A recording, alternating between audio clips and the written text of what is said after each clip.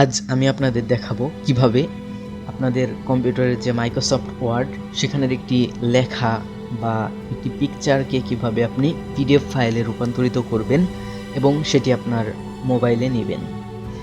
তো আমি আগে ইউটিউবে অনেক ভিডিও দেখেছি যেখানে অনেক ক্রিটিক্যালভাবে বোঝানো হয়েছে, তাতে আপনাদের বুঝতে অসুবিধা হবে। তো আমি আজ তিনটি মাধ্যম দেখাবো। একটি হচ্ছে পাওয়ার পয়েন্ট, মাইক্রোসফট ওয়ার্ড, আর হচ্ছে ওয়েবসাইটের মাধ্যমে।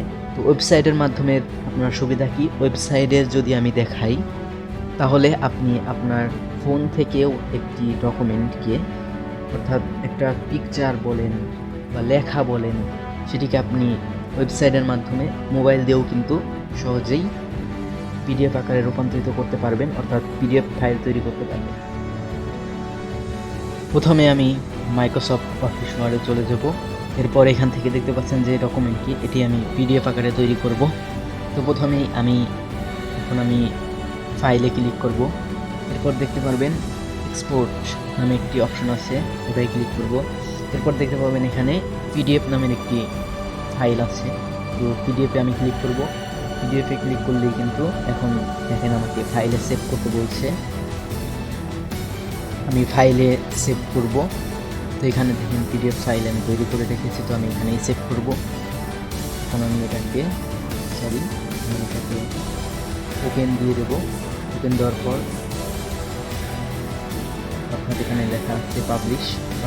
এখানে আমি একটি নাম দেব। তো নাম দেবো আমি নিউ ডকুমেন্ট দেওয়ার পর আমি দেখতে পাচ্ছেন যে এটা কিন্তু পিডিএফ আকারে হয়ে গেছে। তো এখন যদি আমি ফাইল ম্যানেজারে গিয়ে দেখাই, আমি এবার দেখেন এখানে কিন্তু এইমাত্র যে আমি ফাইলটি তৈরি করলাম তার পিডিএফ আকারে এটি কিন্তু হয়ে গেছে। তো এভাবেই কিন্তু আপনারা খুব সহজে, আর আরেকটি কথা বলি, এটি কিন্তু উইন্ডোজ 10 প্রো আর উইন্ডোজ 11 যেগুলো আছে নতুন যেগুলো আপডেট, সেগুলো কিন্তু খুব সহজেই হবে। আর উইন্ডোজ 7-এ একটু সমস্যা করতে পারে, তবে হবে, সমস্যা নাই। এবার আমি আপনাদের দেখাবো পাওয়ার পয়েন্ট দিয়ে, অর্থাৎ এই যে পিকচারটি দেখতে পাচ্ছেন, এটি আমি পিডিএফ আকারে, অর্থাৎ আমার মোবাইলে ধরেন আমি এটি নিতে চাই, তাহলে আমি এটি পিডিএফ আকারে তৈরি করব। তো একই নিয়ম, এখানে এক্সপোর্টে যাব, এরপর পিডিএফে ক্লিক করব। পিডিএফে ক্লিক করলেই কিন্তু দেখতে পাবেন যে এখান থেকে আপনি ক্রিয়েটিভ ভিডিও, অর্থাৎ ভিডিও আকারেও তৈরি করতে পারেন। তো আমি করছি না, অর্থাৎ পিডিএফে ক্লিক করলাম। এরপর দেখতে পাচ্ছেন আমাকে সেভ করতে বলছে। এখন আমি একটি নাম দিব। তো নাম দিলেই কিন্তু আমি সেভ করতে পারবো। এখানে আমি নাম দিলাম নিউ পিডিএফ, তো এটাও দিলাম। এখন যদি আমি এখান থেকে আপনাদের দেখাই, যে ফাইল ম্যানেজারে গিয়ে দেখাই, দেখতে পাবেন যে যদি এখনো যাই, দেখেন কিন্তু এখানে সেভ হয়ে গেছে। তো বুঝতেই পারছেন, খুবই সহজভাবে বুঝিয়ে দিলাম।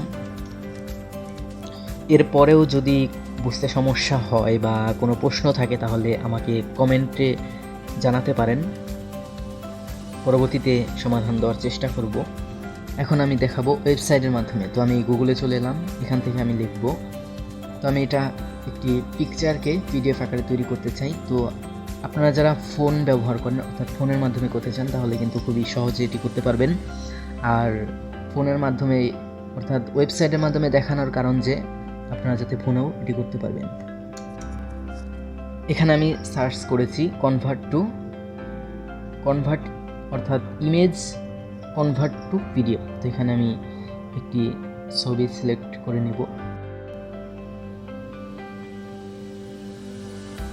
এবার আমি একটি ছবি নিব, ধরেন এটাই নিলাম।